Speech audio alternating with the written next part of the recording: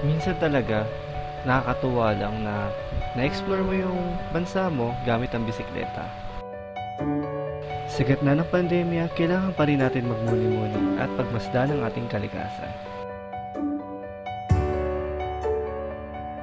Minsan tinatanong nila, nagpapakapagod ka sa pagbibisikleta, anong nakukuha mo dyan? Sa pagbibisikleta, nakikita natin ang mga bagay na hindi nakikita ng mga sasakyan. Usually, ito yung mga bagay na take for granted. Kaya minsan sa pagbibisikleta, kung gusto mo makapunta sa mga magagandang tanawin, kailangan mo munang mahirapan. But definitely, it's worth it. We travel not to escape life, but for life not to escape us.